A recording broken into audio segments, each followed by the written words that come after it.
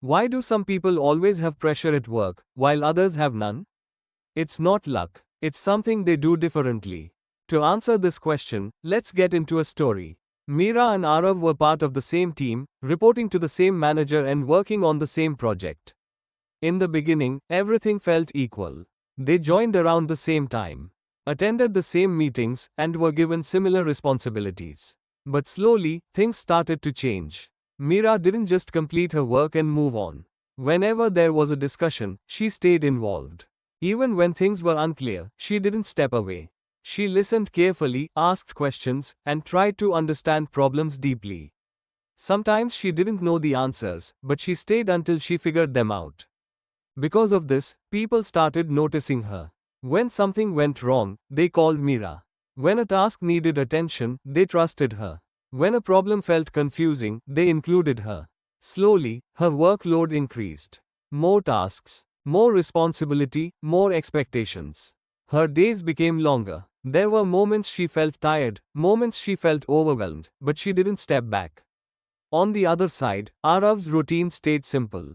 He completed his tasks on time, did what was assigned, and then waited for the next work.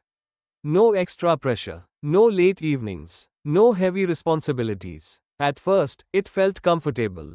He even thought, I'm lucky I don't have that kind of stress. But one day, something changed. During a team discussion, a complex issue came up. Everyone was trying to figure it out.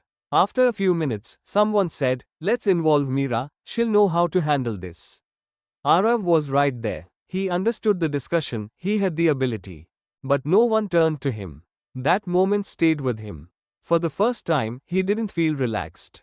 He felt left out. That evening, he saw Meera still working. She looked tired, but focused. And suddenly, he saw things differently. What he once thought was stress, was actually trust. What he once thought was pressure, was actually growth. That night, Arav thought about his own routine. Days were passing, but nothing was changing. He was working, but not growing. The next day, he made a small decision. During a discussion, he spoke up. I'd like to take this. It wasn't easy. He got stuck. He made mistakes. He had to ask questions. But this time, he didn't step back. He started staying involved in discussions. He asked for more work after finishing his tasks. He took responsibility even when it felt uncomfortable. Days passed, then weeks, and slowly, things began to change. His workload increased. His time became tighter. His comfort zone disappeared. Now, people started including him. They depended on him. They trusted him. One evening, after a long day, Arav sat quietly. He felt tired, but this time, it felt different. It felt like progress. As Meera walked past, she smiled and asked, long day? Arav smiled back. Yes, it was. He paused and said, I used to think you were unlucky to have so much pressure. Meera smiled softly. Arav continued, but now I understand. Pressure doesn't come to everyone. It comes to the people who step forward. Meera nodded, because she knew that was true. If you have pressure in your life, it's not a sign to step back. It's a sign that you are moving forward. Because growth never comes from comfort. Pressure is not a problem, it's proof that you are trusted with something bigger.